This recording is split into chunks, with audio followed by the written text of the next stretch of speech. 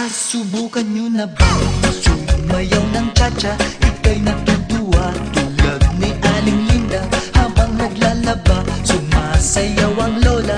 Nakangiti pa siya habang nagcha-cha-cha. Dahil ang cha-cha pampatanggal ng problema. Lagi ka pang nakatawa habang nagcha-cha-cha. Kaliwat kanan nyo lang